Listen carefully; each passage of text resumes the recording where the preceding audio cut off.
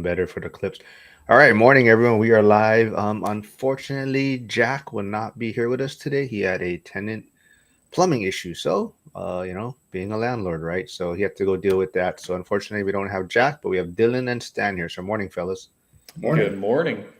Yes, actually, we'll start with Dylan though, real fast though. So congratulations. I know you've been stressing out. But so he did interview with Zuber also recently. So go check out his interview on One Rental at a Time. But what's the big news? What happened earlier this week, Dylan? I had my first closing and I just got the commission check this morning. So that was sweet. Congratulations.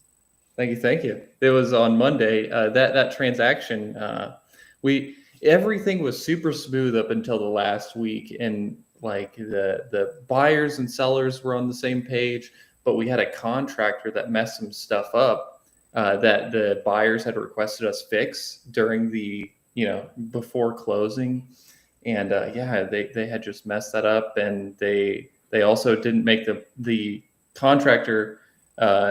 I guess he had kind of an attitude with the buyers, so they were pretty mad about that too. So yeah, we ended up getting settled with that, the sellers and buyers on the same page, and we just gave them a small credit to fix the thing that guy had messed up, but we got it settled.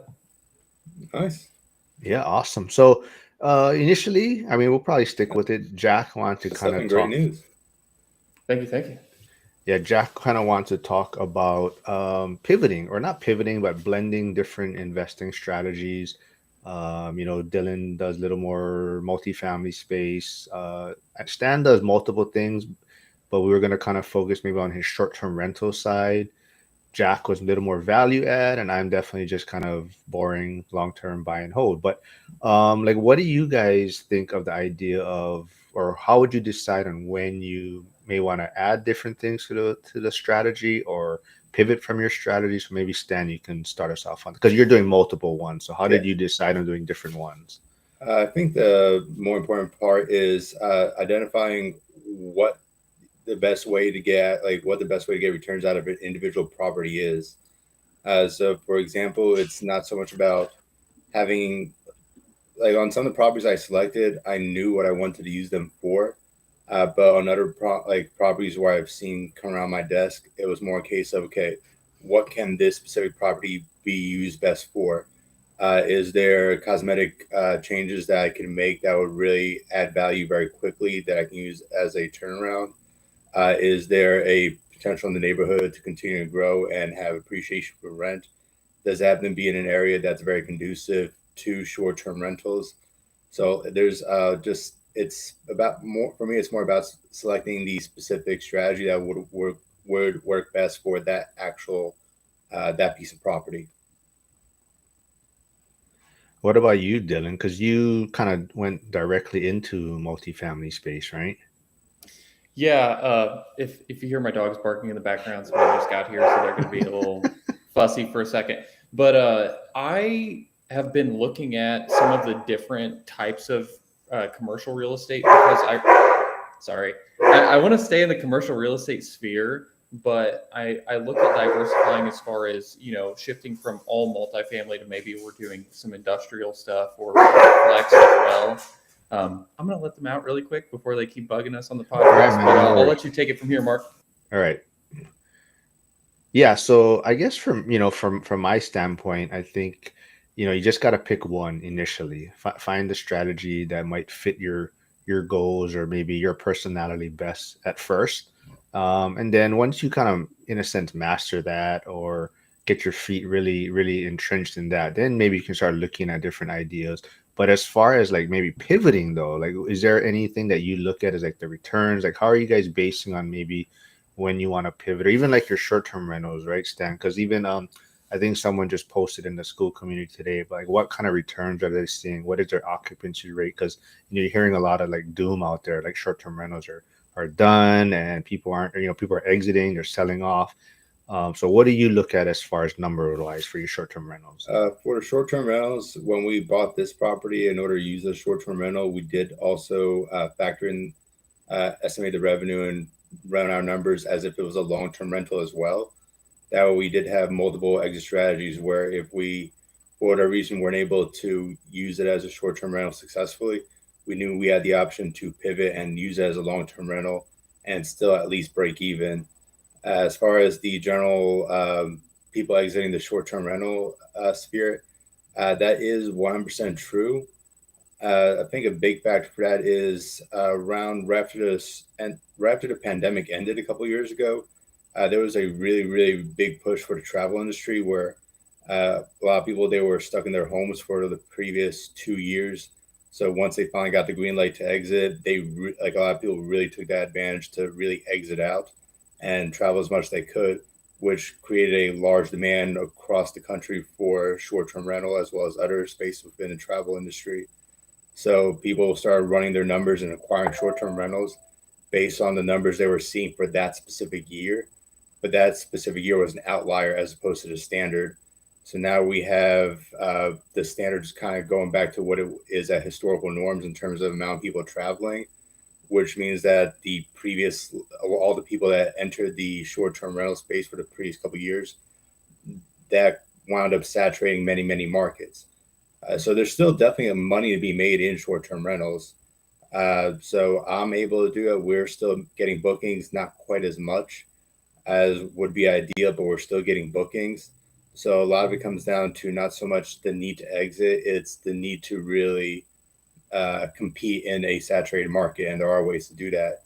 You just have to make sure that your short-term rental is able to stand apart and gain attention so people make a book with you as opposed to other people. I know several people within our industry here in New Orleans that they still have the short-term rentals. They're still consistently booked. They're still doing very, very well, but they treat it as a business. While from what I've seen, the people who are not doing as well, they aren't quite as active in marketing. They aren't quite as active in treating the short-term rental aspect of it as a hospitality industry as opposed to simply a real estate investment. Dylan, what about you? I guess as far as like, what would make you pivot? Maybe do you think you ever pivot out of the commercial space, or that's something you're always going to have in your portfolio? I don't think I'm going to pivot out of the commercial space. I think the thing that would make me pivot is when it just doesn't make sense to invest in this specific uh, asset class anymore for a specific period of time. So, you'll hear some of the apartment guys say they're not buying right now just because the buyers and sellers seem to be too far apart on a lot of products. Where there are deals to be had, like you can find them, but it's just rarer. Um, so when I have a hard time finding stuff in residential, when I mean residential, I mean resident like multifamily, not actual like residential like single family houses and stuff like that. It makes me want to start looking at the industrial flex space, and then something else that I'm interested in is hotels. So I guess that's kind of starting to do STRs, but just a different way. I guess it'd be the more traditional way of how those were operated. That's a asset class that I want to get into at some point in time. I just have not looked at buying one of those yet because they're a little expensive. Yeah, like my next pivot that I'm hoping to make is essentially into the realm you're doing right now, which is larger multifamily complexes. So right now I'm mostly focused on fourplexes, but my next goal is to make the step into 8 or 10 plex. So I still want to stay with residential since that's what I'm more comfortable with. But I just want to make the jump into larger scale multifamily residentials. Yeah, I don't know if you've done a commercial loan before, but it's so Not much yet. easier than getting those conventional loans or like even the DSCR loans. Like as long Um, as you qualify from a asset perspective, they just look at the property. oh no, like I've been doing the research. I've been talking with financiers, so I'm definitely comfortable moving up like in that direction down the line. Right now, I just want to focus on finishing the renovations on this current property, and then put together another down payment to make me ready for the commercial jump. I'm at the point where I'm not opposed to the idea of taking on partners, but if at all possible, I'm trying to be able to take on the property solo. So just trying to save up. Might take a couple of years, but I'm not in a huge rush at this point. But that's essentially the next goal within the next probably 2-3 years is to make that jump into larger scale residentials.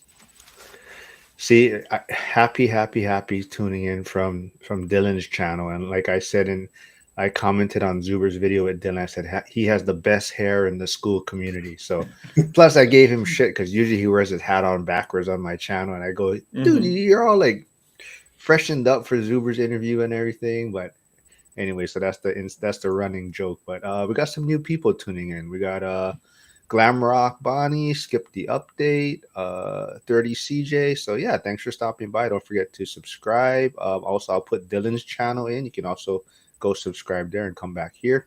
But Stan, I noticed like a lot of people doing, maybe short-term rentals, and they're looking at maybe pivoting or whatnot, or selling off. Because even yesterday we had some people doing residential assisted living, and that person is trying to get rid of their short-term rentals in a sense, and he's just focusing on assisted living. But I also see a lot of people pivoting towards like boutique hotels from the short-term rental space. Is that something you're possibly considering or looked into?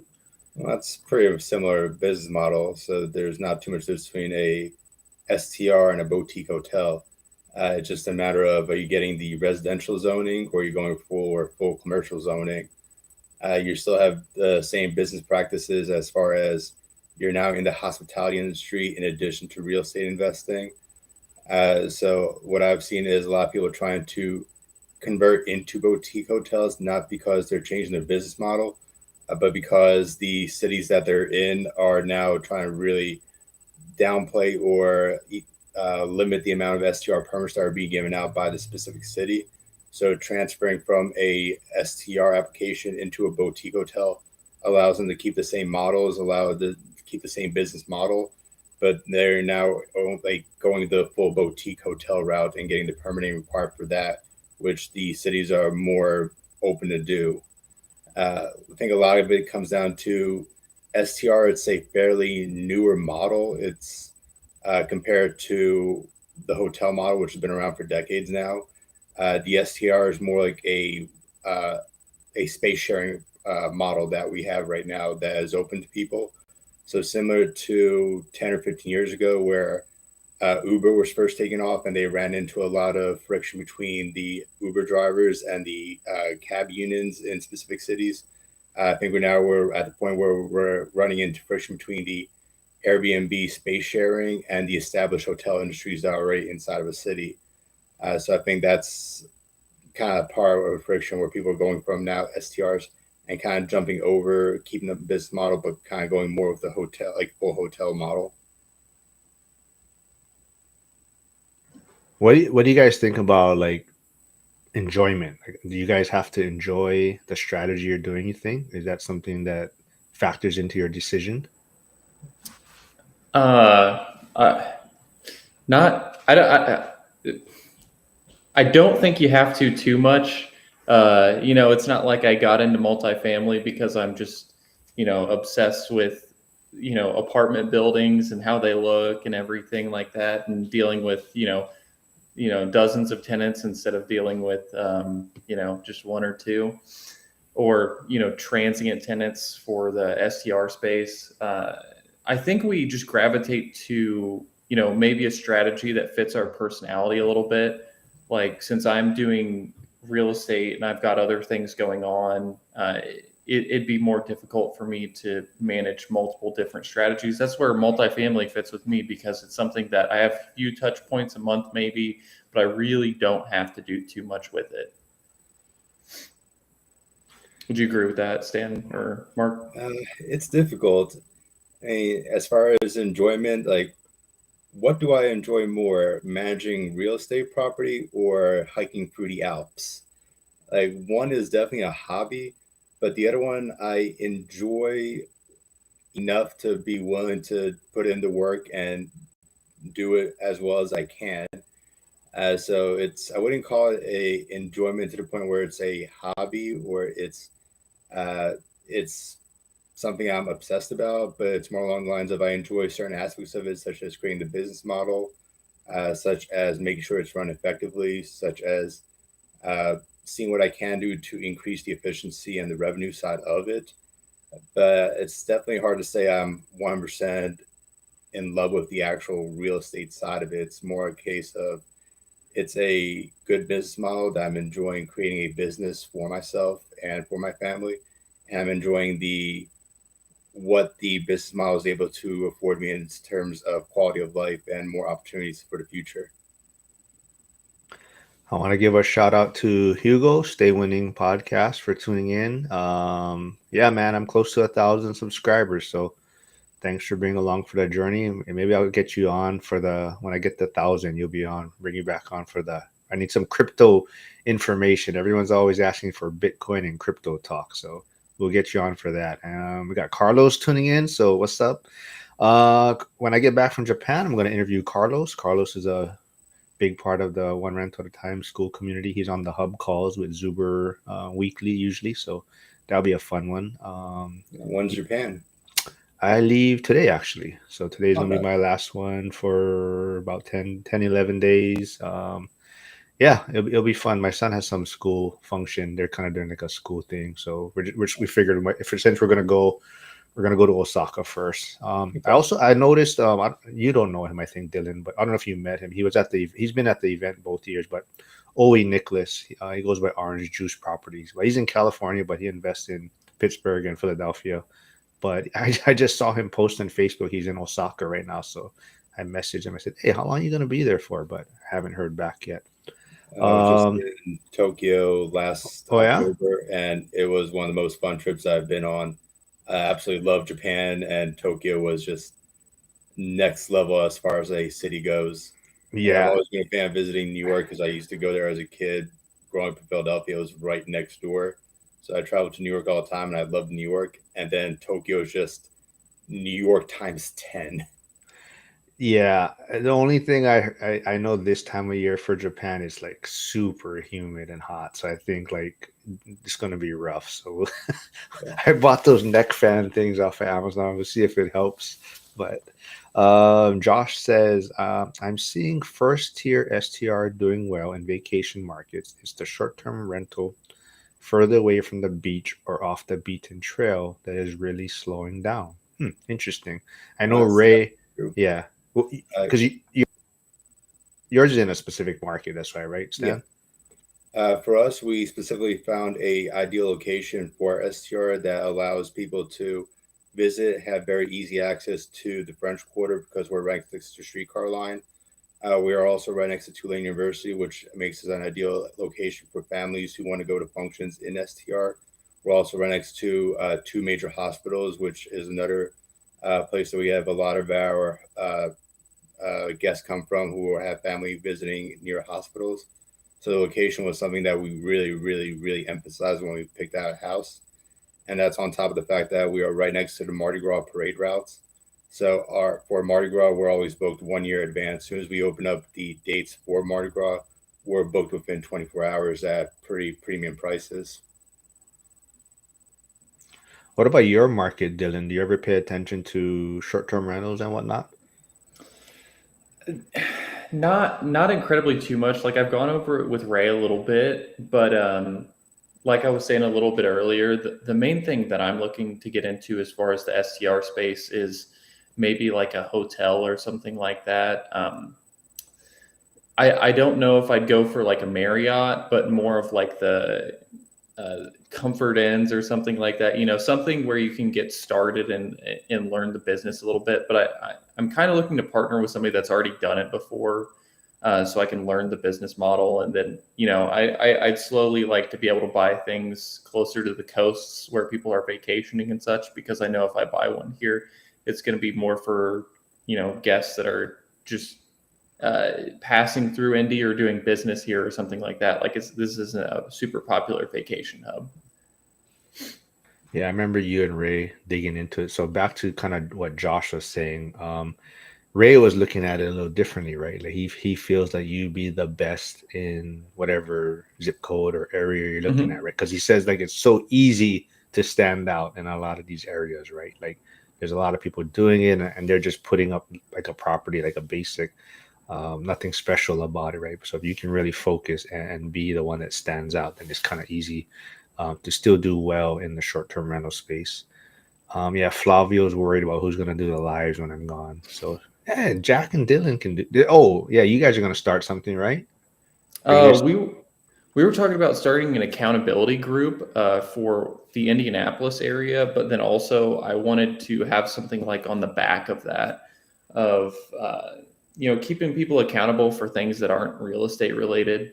So I was talking to Jack, and he was saying he's like on this weight loss journey, and he wants to go to the gym like X number of times per week, and he sent me like his goals that he's going towards. So I was thinking it'd be a good idea to like write down what some of people's goals are so that they know every Friday or Saturday that they're going to be talking to a group of us that know what all of their goals are. And if they didn't go to the gym 3 times that week, they're going to have to make excuses of why they didn't go to the gym 3 times that week, you know?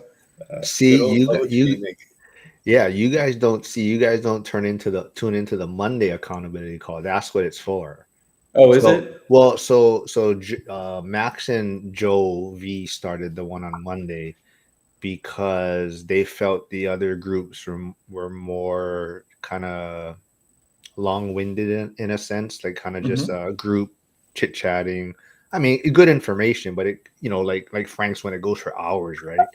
and Mm-hmm. and Max and Joe just wanted one to start the week off like, hey, let's tune in. What are your goals for the week? Max Mm-hmm. writes it down, and then the next week Monday comes and it's like, hey, did you make your 3 calls, or did you send out your 10 offers or whatever? And yes, of course, it's public shaming after Stan. Like Yeah, exactly. if they didn't do it, we're just riding on that person. But that's kind of what the Monday one is about. Is more focus to like what you're saying. But I think if you have another one later in the week, that could probably be helpful too, because the Monday one may not work for a lot of people's times and whatnot. Plus, Max is always late, so I think people that's his accountability. Is like, Max, you got to show up on time, man. People are waiting for you to start the thing. But You got to be accountable to host the accountability group, man. yeah, he's young. Oh, he's not as young as you though. But Esther is here. Let's see. Oh, Casey, what's up, Casey?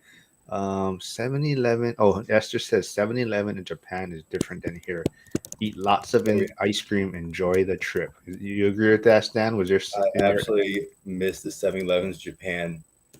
I can easily live off 7-Eleven if I'm in Japan, but I would never even step foot inside a like 7-Eleven if I'm here in the States. Like in terms of quality, it's not even comparable. It's a whole different world over there. Yeah, that's what I keep hearing. So, it should be fun. What is Josh laughing at? All right, well, something must be. Hopefully, it's something we said. I don't know if it's something we said, but yeah, KC's here, so thanks for tuning in. Casey's a sleeper troublemaker. He's always lurking behind the scenes, making trouble. Yeah, but so let's see. We were talking about blending. So Stan, what is your next plans? I think. What are you looking to go bigger, double down on Yeah, short-term definitely. rental? This for now, this might be my only short-term rental. I'm pretty happy with this market. At some point, I am considering trying to go into a beachfront STR. But the downside to that is it's very, very competitive. So being able to break into those markets is becoming more and more difficult. A lot of beach towns have become very, very saturated as far as STRs go. And as well, there's also kind of what I was saying before, where there's a lot more friction now in the legislation, where many towns are starting to crack down a lot more on either limiting the amount of STR license that they give out per city, or making it, or simply limiting them altogether. So there's always that risk that, hey, if I want to enter in this specific city, I run all my numbers, the numbers look good, I'm running well, I've got everything established. 2 years goes by, and the city decides they no longer want to do STRs at all, and they simply eliminate them altogether. I know that's going on. I can't remember what island Hawaii is going on right now, but I know is one specific island where that's becoming a more and more big deal. Where I've seen several news articles about it. Uh, do you know what I'm talking about, Mark? Yeah. So right now they're especially specifically Maui is where they're Okay. really folk. I mean, but all the islands, same thing. It's like Oahu is probably the most restrictive right now. Maui is under a lot of scrutiny, especially because after like the Lahaina fires, people, then supposedly all these places are jacking up prices, right? And now people trying to displace from their homes, trying to find places to stay, and so yeah, there is an issue with it, but I'm not gonna, just like anything, I think it's trying to find an easy solution, trying to just Yeah, blame these short-term rental owners, when a lot of times, just like a lot of these homes, the first time homeowner is not going to be buying these homes anyways, right? yeah, These are like mansions and whatnot. So I can see where people are going to be upset. Like they think it's going to help the housing situation, but I think it just always, kind of reverts back to policy and regulations and zoning and permitting, and how easy is it to build homes. And that's just, you live on an island, there's just limited land resources. You want to keep the island looking a certain way, so it's like you don't want to build in certain areas. So there's gonna always be a pushback. So that's just always going to be, one of the struggles here. And I think that's why, a lot of people, I think it's big to, you know there's this finance, like what, like we keep talking about, right? Like financial literacy and whatnot, and just kind of taking accountability for yourself, and kind of having that mindset to plan your future a lot better. yeah. uh, It's very similar to the issues we've had in New Orleans for the last, I want to say, 2 years. But very similar arguments from locals where uh, STRs are the low hanging fruit. It's easy to blame. Uh, so people went after those for a while. They showed up to many town hall meetings, very, very passionate in general about the claims they were making. And their goal was to eliminate STRs with their intended goal of bringing down both housing and rental prices. Uh, Most likely it's not going to work. I mean, that's just my opinion. They did try that in New York, where they effectively banned STRs entirely, not full ban, but very, very close to a full ban. And ever since they banned STRs, the property prices have continued to go up, rent has continued to go up. The only thing that uh, maybe they didn't go up as much as previously, but they were definitely not dropping down to the levels people were hoping. The only really significant change that happened once STRs were banned, where hotel prices per night really skyrocketed in price, which makes sense. You eliminate their main competition, they have more free range to do what they want, which that's an unintended consequence, I'm sure, but still a consequence when you eliminate a major competition in an area. yeah, Dylan, you have any thoughts on this, or?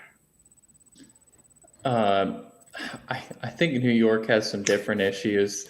Like their what do they call it? Rent stabilized apartments is caused a lot of issues for Yeah, developers too. Like, you know, I've seen a few cases where people will say that their buildings, like it may be a 10-unit building, but two apartments are occupied and the other one sit vacant just because it doesn't make sense for them.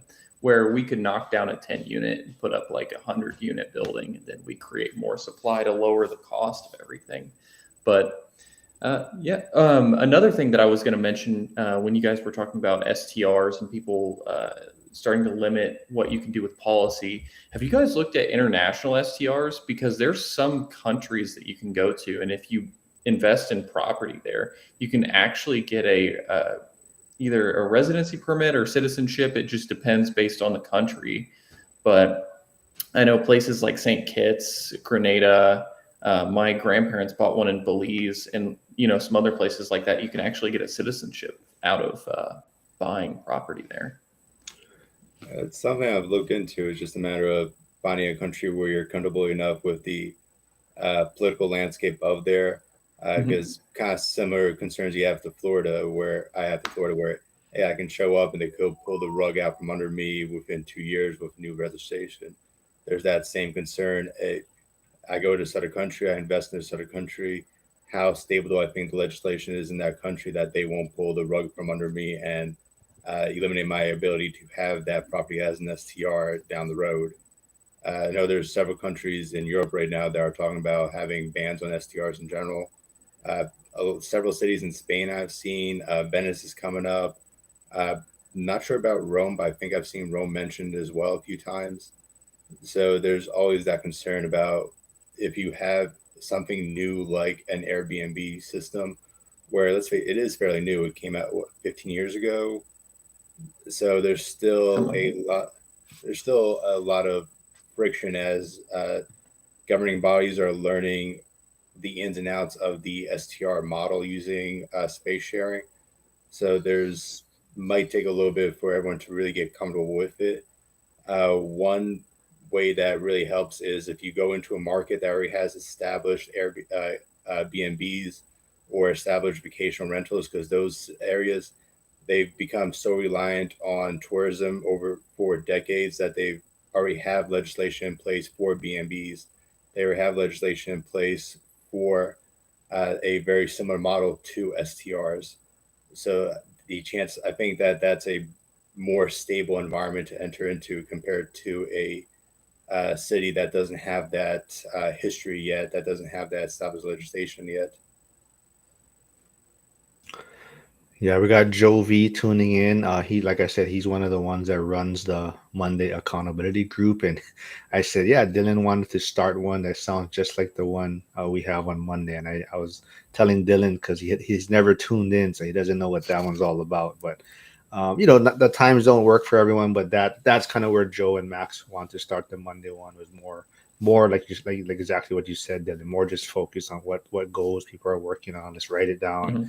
and then either shame you or congratulate you the next week if you got it done right. But Exactly. but then you kind of touched on it slightly. I don't know if that's where you were headed, but you kind of brought up New York, right? Hmm. And issues they have, and like I think you commented somewhere in here, your age, you're definitely on the younger side, right? So Hmm. how do you, what do you guys think about how? And I know he hasn't won yet, but he's running for mayor as a Democratic representative. But Hmm. how do you think like those ideas, people are easily voting for or choosing to represent them, right? Like, what is your generation, I guess? Like, where does that mindset come from?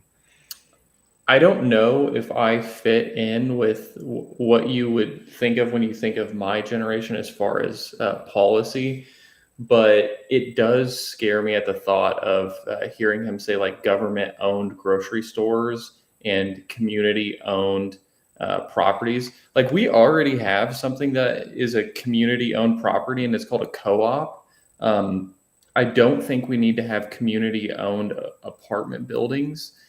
I think the issue you have when you want to do something like that is like, if you get an assessment, does everybody have the money all at once to put a new roof on this apartment building or redo the elevator or whatever needs to be done? I think the policies, it makes me think of something like the USSR or maybe even North Korea. So I don't know. It sounds good and it's going to make people vote for it because, especially people that don't have a lot of money or people, or on the opposite end of that, people that do have a lot of money want these policies pushed because it is going to prevent development and it's going to make the existing properties more valuable.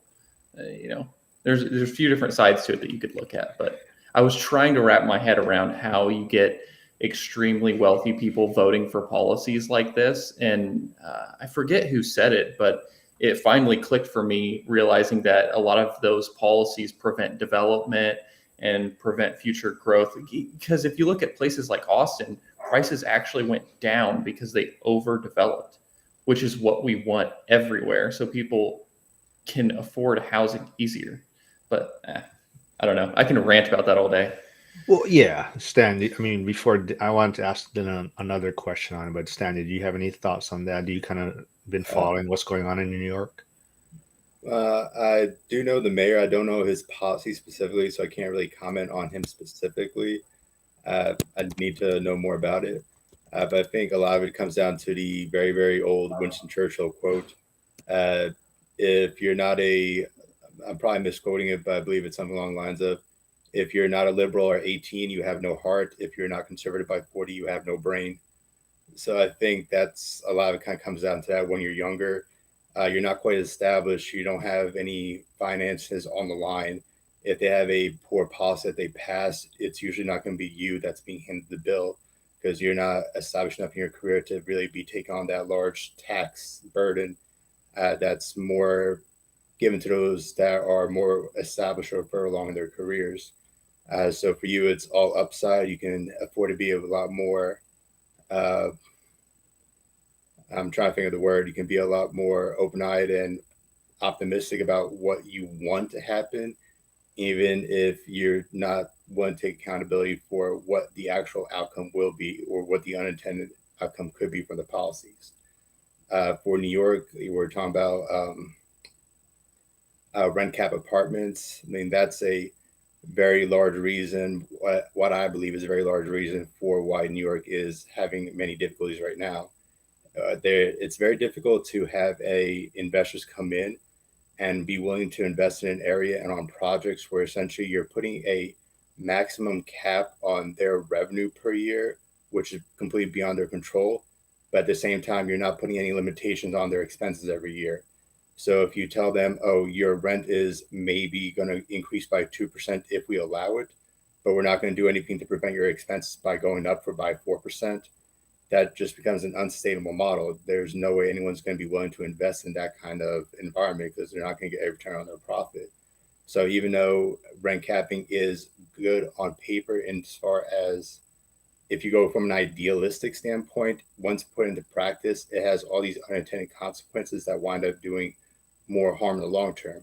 If you don't have additional investors coming to New York that are willing to purchase, maintain, renovate these apartments, you're eventually going to have fewer and fewer and fewer housing options, which, just like anything else, it's supply and demand. If you have fewer housing options, the supply goes down, demand continues to go up as the population grows, the price of the remaining units are going to continue to go up and become more and more unsustainable.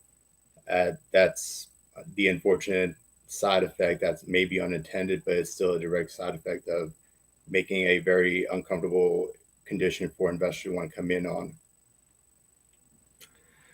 Dylan, I'm not sure like how many people your age you still hang around with and whatnot, but like, do you see that as like they see no hope? That's why, like, the homes are unaffordable.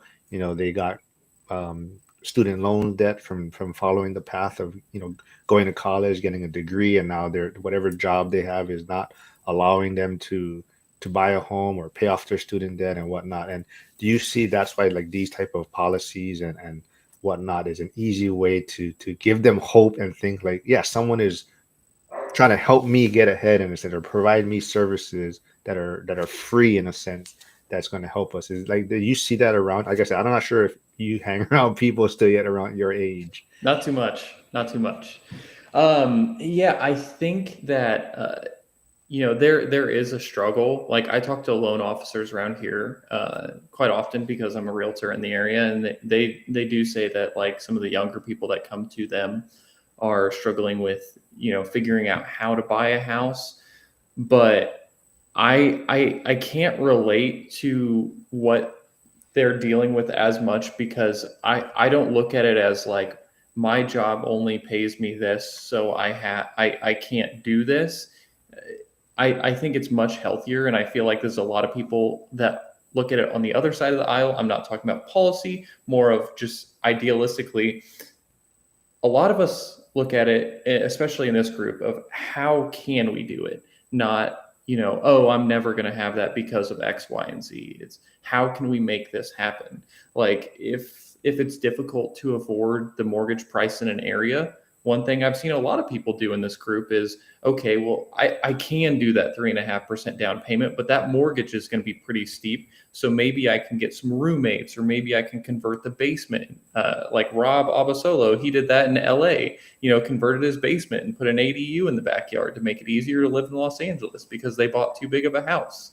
Like, if you look at these other ways that you can actually make the thing that you want to have happen, I think that's a lot healthier than just how some of these people, and I think I do see that's how they get stuck in this looking for the social services side of it, where the government's going to provide housing and the government's going to do X, Y, and Z. But if you look at like the countries where the government has involved themselves in grocery stores, housing, stuff like that. It just doesn't look like an ideal situation.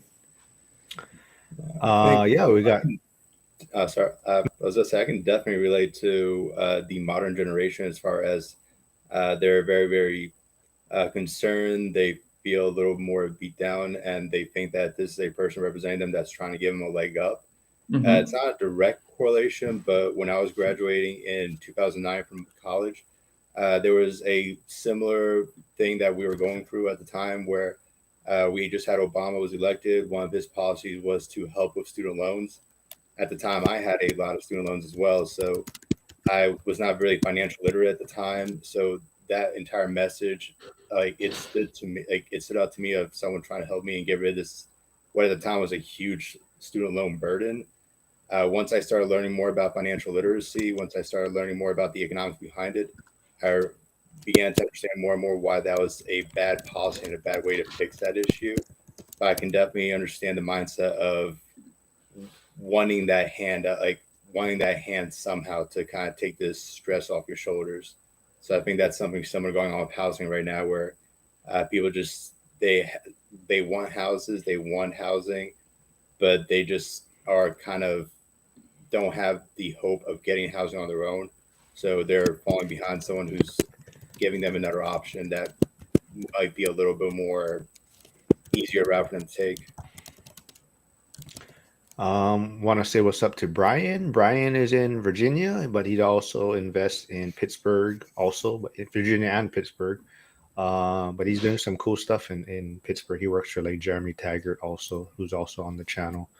We got Truck here tuning in from Dylan's channel. He says buying a home in America is not the thing. I'd rather rent.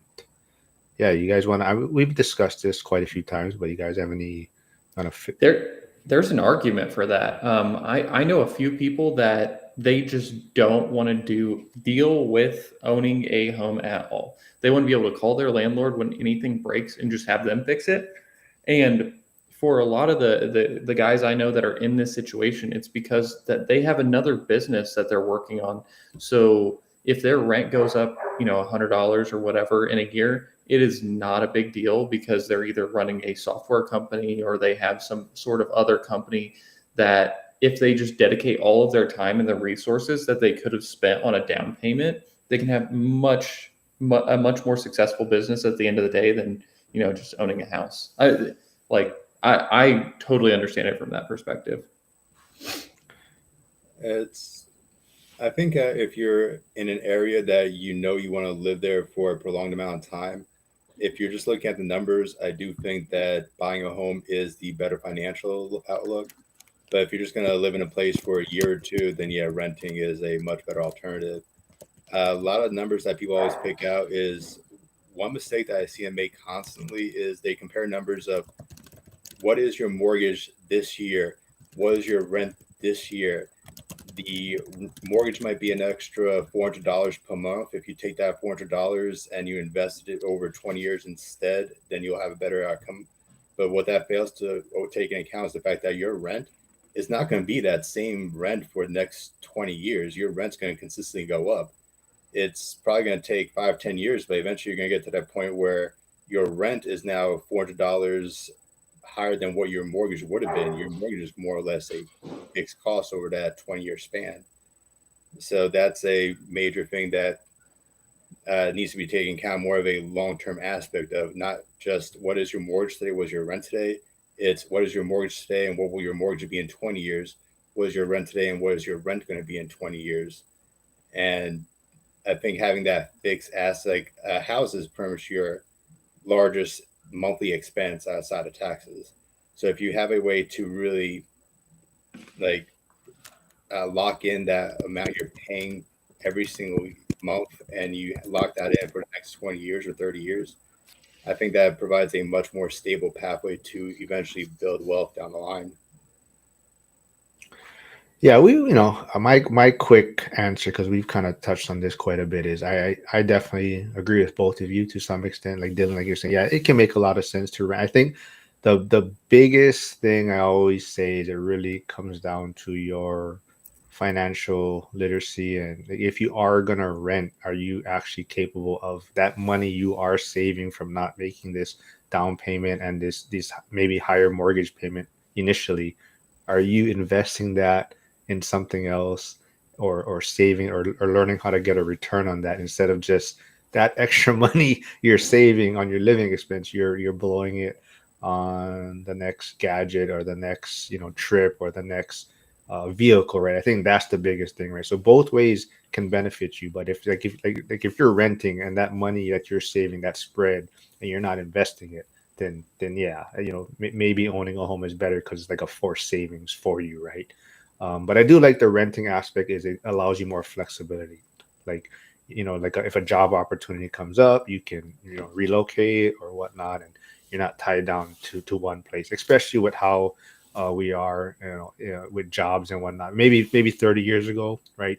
Being locked into one place was beneficial, but nowadays people are trying to move, take new jobs, get higher pay, whatnot. Um, let's see. Harrison's tuning in. He wants to check out the accountability group if you start one, Dylan.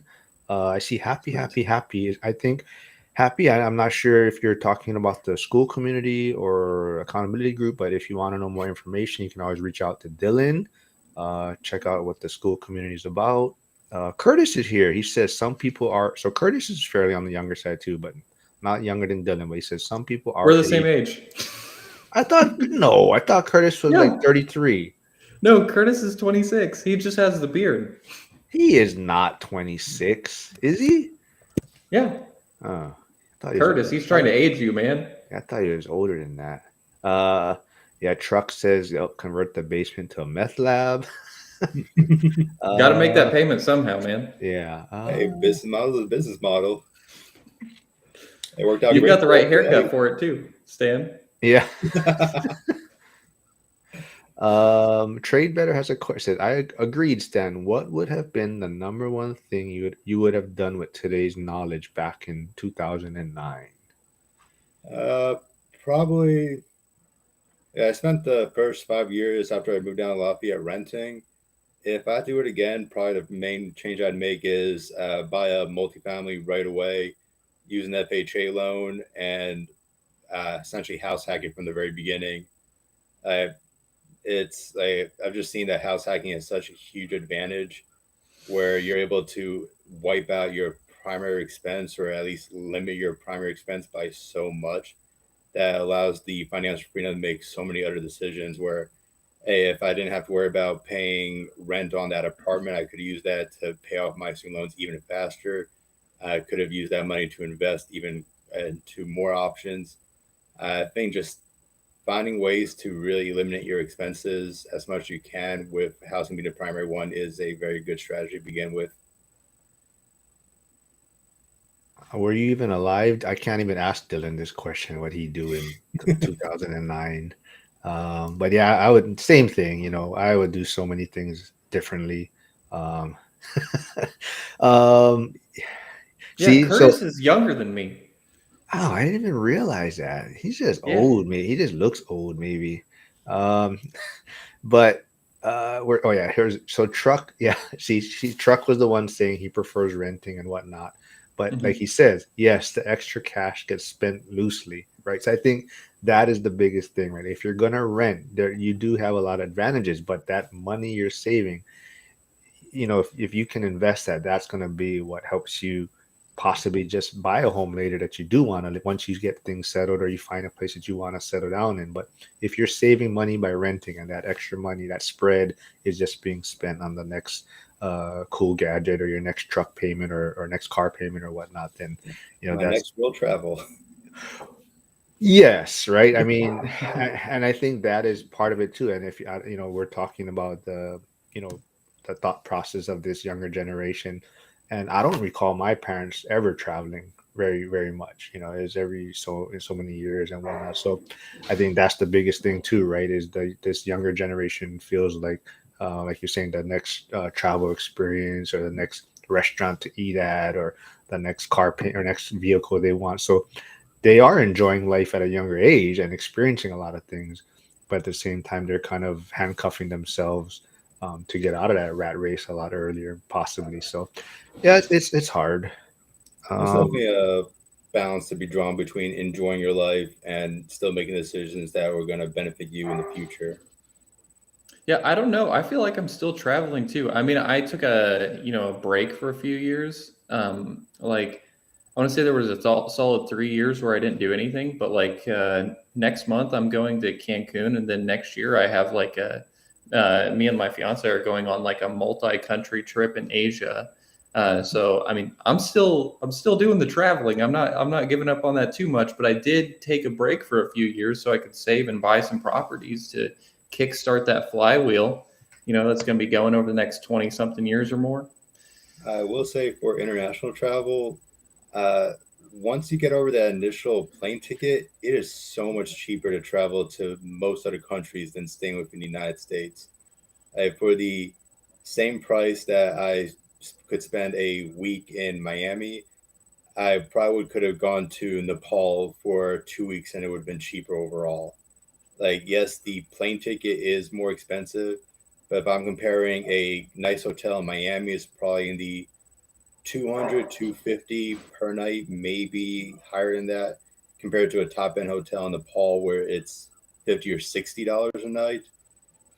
When you start talking about meals in Miami, I'm just using Miami as an example. Nothing against Miami. It's just it was one of the more recent trips I took, so it's still fresh in my mind. Miami is also a very fun place to visit, but like the meals there, I'm probably spending $60 to $80 per meal. In Nepal, I was spending $20 per meal. So once you start factoring all these costs, like the international travel does wind up being substantially more affordable. yeah. Yeah, Curtis. Sorry, man. I'm 20 years older than you guys.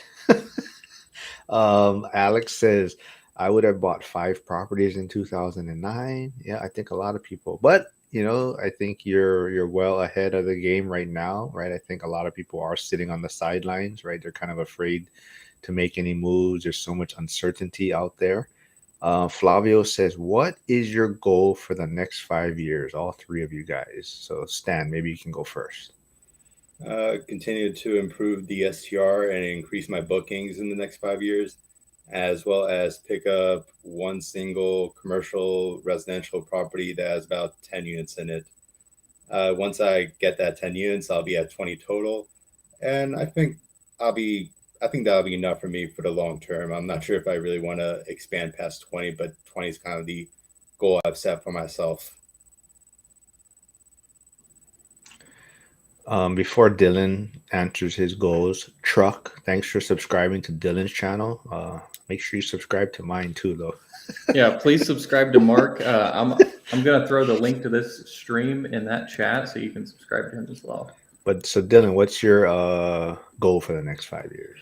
So I went down the route of looking at like the Coach Carson perspective of investing, just like have the smallest portfolio possible that kicks off the right amount of cash flow for you. And I just don't think that kind of portfolio is for me because I'm building the portfolio not just for me. It is to create a business around what we're doing with real estate and then pull other people out of corporate jobs into the portfolio to work on the company as well. So ideally, I grow up big enough to where I can have like maybe I'd say like 10, 20 employees or something like that is the goal, just because I know quite a few people that would prefer to work in real estate and it'd be more fun for them to work in real estate, whether that's as a maintenance person, because I know some tradespeople, somebody as a property manager, leasing agent, whatever it may be. Yeah, just trying to, you make it a little bit more of a family business than just a business that just pays my whole lifestyle. I think that's more of my goal. So that's why I'm aiming for some of these bigger multifamilies and then maybe a hotel, some stuff like that to just grow it into a larger business. And then of course, raise money from investors too. That is something that I foresee doing actually this year. We're just waiting till we get all of our renovations done to start looking for that next apartment building to raise money for. I'm kind of transitioning to the point where I'm trying to get more of a balance between continuing to grow the business and also enjoy life. So now I'm kind of like, I've done a lot in the last 5 years. So now I'm starting to go more towards I've done the work. Now I'm looking to enjoy it a little bit more, enjoy my time a little bit more. Casey says, back to Stan's point about traveling and it's cheaper. He says, but we need to make money in the US. So Yeah, that's the that's kind of the geo arbitrage thought process. And even I don't know if develop. you guys want to dig into this. I'm just gonna answer it real quickly since there is a comment or from Vox now. So thanks for tuning in. I haven't seen you here before. Don't forget to subscribe. But they're just talking about immigration coming to white countries and turning it into third world countries. I guess my easiest or quick response is, I think if anything is being done illegally, you're crossing the border or whatnot into the country, then yeah, there has to be some sort of accountability there, and that's going to be my kind of quick response to that, right? So I think I would just cap it off at try to go to literally any other country illegally and see how fast you get sent back. Um, Places have rules. I'm 100% for immigration into other countries, but you just need to follow the rules. I have a lot of people around me that have followed those rules and they came into the US and they're first or second generation immigrants, but they all did it the right way. They went through the proper channels and made sure that they became either a green card holder, a resident, or eventually becoming a U.S. citizen. I have friends that came here through, I can't think of what the word for it is, but essentially when there's a conflict going on in a country and a certain country volunteers to take those residents. Do you know what the word for that is? Refugee. Yeah, so I have some friends that came here from the wars that were going on in Bosnia, with Serbia and some of the other countries around there, back in the late '90s, early 2000s. Just go to places legally and follow the rules. You do it whenever you go to another country. Like if a U.S. citizen says they're for illegal immigration, but they apply for visas when they go to countries, it's like, well, why didn't you just fly there and just overstay your visa? You know what I mean? That's kind of the same mindset. I go to any other country. If I'm going to another country, I am a guest in that country. So I make sure I look up the rules of that country prior to me arriving. I make sure I have the documentation I need prior to me arriving. I make sure I have a good idea what the customs are prior to me arriving. Because once again, Mhm. I am a guest in someone else's country and they are kind enough to allow me to stay in there and experience their culture as a guest. So I think that Yeah. should be the courtesy for anyone going to any country where uh, you don't have to do a full assimilation into the culture, but there needs to be a respect for the established culture in that area and a willingness to follow the established culture in that area. Yeah, like when I went to, anytime I go to a different country, I try to at least briefly look at what some of the main rules are that like either expats or tourists or their tourist organization will tell you. Like for example, when I went to the UAE, there's just certain things that aren't okay there, like PDA in public, not cool in the UAE. You can go to jail for stuff like that. So just abiding by other countries' rules because I'm a guest when I'm there, and I try to respect that. And I definitely don't want to visit jail in a different country. Oh, absolutely. Even small things. When I was in Japan, first thing I noticed when I got onto the subway for the first time is everyone has their backpacks on, like on the front of them. At 1st I'm like, oh, this is just a weird new fashion trend that they have, but cool, good for them. It took me no time to realize, oh, they're doing this because they're trying to be polite. That way, if they're moving around inside a very crowded train station, the backpack, if it's behind them, is going to keep hitting other people. So they put it in front of them to prevent that from happening. As soon as I realized that was the cause, I started putting my backpack on front too. It's like, okay, this is their custom. I will make sure I assimilate to this custom. If someone over there brought up like anything to me that I was doing wrong, I would have obviously changed it right away because once again, I want to be a guest, a good guest in their country. Mm-hmm. Yep, all good points. We got Troy tuning in. What's up, Troy? So yeah, he's on the older side with me, so he says, yeah, don't feel too bad. But Troy had a question. Oh, said, hey Stan, maybe you can quickly touch on it again, Stan. But he says, how are your short-term rental bookings doing this year compared to last year? More or less similar levels right now compared to last year, maybe a little bit higher. I haven't ran the numbers up to this point this year, but for the first 3 years we've been operating, it's been increased revenue each year by a bit. And it looks like we're on the same trend continuing this year. Last year we did have a nice little boost from Taylor Swift come to town. So I know none of her songs, but thank you, Taylor Swift, if you're watching. Uh, this year we had the Super Bowl, which was also a nice boost. So overall, I'd say we're either right at like last year's revenue or a little bit more than last year's revenue. We already have projected revenues for next year, so 2026. We have several bookings. If the bookings continue at that rate, then 2026 will likely be substantially more than 2025. All right. Let's see. Troy says, my wife and I are all about experiences in life. We like to basically travel out, carry internet, stretch the dollar as far as we can. Yep. So yeah, all I think of what Stan's talking about.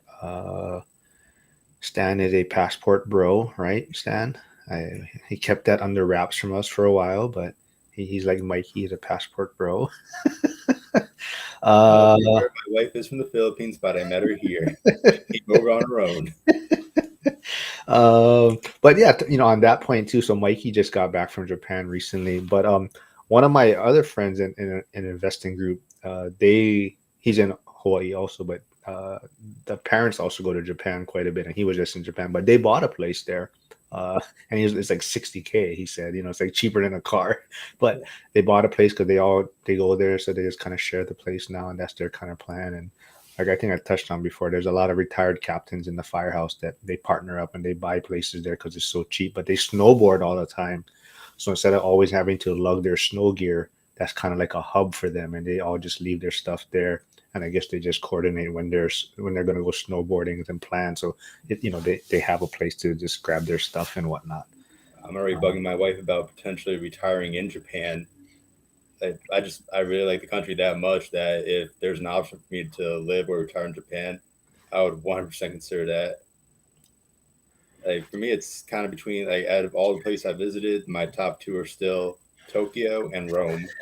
So picking between those two is kind of difficult, but both of those are just absolutely amazing experiences. All right. This was a good one. Truck is still here. I think he's asking if KC that's tuning in is a Chiefs fan, like Kansas City Chiefs.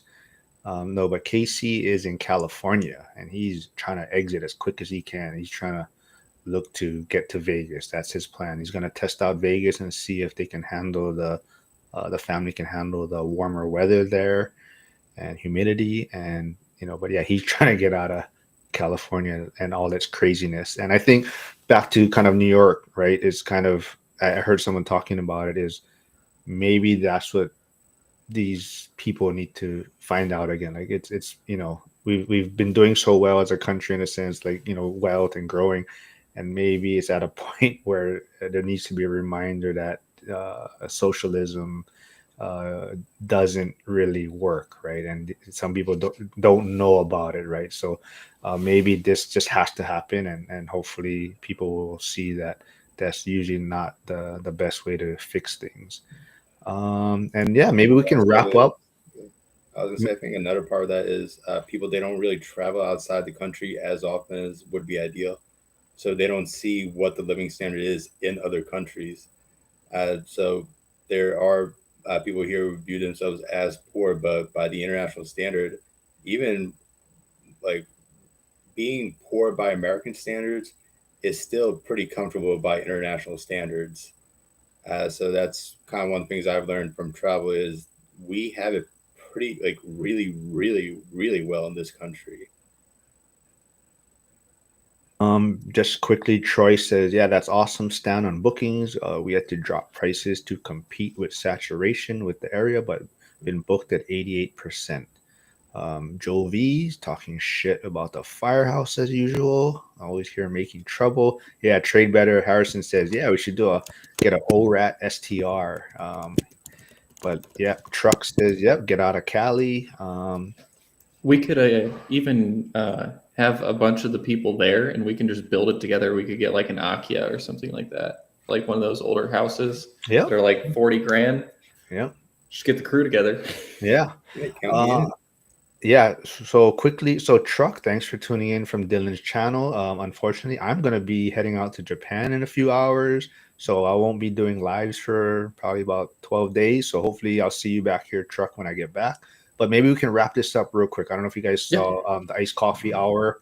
Who was on? Charlie Kirk was on with Mhm. Graham Stephan, and they were talking about going on a first date. And Graham Stephan was mentioned a time that he split the bill on the date, and Charlie Kirk was just like, he didn't say you're a loser, but he basically said, don't ever do that kind of thing. Like that is unacceptable. What did you guys thought on that? Should the guy be paying on the first date? Mm, I So once usually I dated, so I'll let Dylan take care of this one first. I I'll, I want to say I always did in the past, but my opinion on that has shifted a little bit just because of what I've seen out of some of the people that I've been around in school and so on. Um, I, I think it's easier if they just split it on the first one, or whoever initiated going on that should be the one to pay. If that makes sense. Um, because I know there's a lot of situations out there where they'll literally just have like a list of different people to like go on dates with to get free food, and I don't think guys should stand for that. I think they should just say, "Oh no, we can split it," and if they find out that that's going on, they should just peace. But there's some that'll actually put up with that. Yeah, I kind of do think that we are in a new social environment right now where I think the goal of going on a date is to get to know the person. There's no need to include a $200 dinner just to get to know someone. If everyone's going out for just coffee, then sure, I think it's still a good gesture for the guy to pay. Mm-hmm. But if the expectation is these big lavish dinners, at that point, I just don't think it's really a fair financial expectation to put on people just to get to know someone and have to front that kind of money every single date. Yeah. It would Especially it down the line, would maybe, but not on a first date. it would be the guy that paid for no Ubers in Vegas saying it depends how the date goes as far as paying for dinner. So Curtis says it depends how the date goes.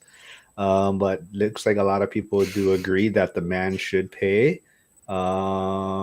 Yeah, Proof Oaks. Thanks for tuning in, man. Bitcoin, yes. Haven't checked what it's at now, but I am. There was someone that reached out to me on Instagram, and they joined school, and they used to have a Bitcoin or crypto YouTube channel. But I told him, I said, hey, if you want to jump on, but he totally agreed with me. A lot of these crypto people, they don't want to put their face on camera. Like it's Why? hard. I don't know. It's just hard. It's hard to get people in this space or that space to want to jump on camera and do these type of live streams and whatnot for whatever reason. So I might have to reach out to Hugo again because he's kind of the only one I know that's really does live streams or does things and is willing to jump on camera. But yeah, I told that guy that reached out to me on Instagram. I said, oh, if you want to jump on and talk about crypto and Bitcoin, but he said he was buying when it was like under $1 or something. So Just checked, it's 109,000 right now. Yeah, I look back and remember that I actually used to own a full one back in college, just because it was like a newer thing. And well, that was like around like 2017. I bought like an entire one for like 5 grand. And yeah, I just look at where that could be right now and think, oh man, that sucks. you guys heard about that story, right? About the guy that paid for the pizza, right? With Bitcoin. You guys never have you guys heard that story? No, I haven't Oh, heard that. the Yeah, guy like that bought a pizza with 10,000 bitcoins. There's a worse one where a guy had like three. Now it's like 300 million or like $1 billion. I know that's a big difference, yeah, but it changes over time. Worth of Bitcoin on a flash drive that he accidentally threw away, or his cleaning lady threw yeah. away, or something like I that. think and I think if that's the right one, like he's been going to like dump sites and trying to find this server of his that has it. But yeah, the guy bought a pizza with so much amount, and I think even the delivery guy sold or got rid of it after too. So yeah. But yeah, thanks for tuning in, everyone. I'll try to post stuff from Japan. We'll see it. We'll see.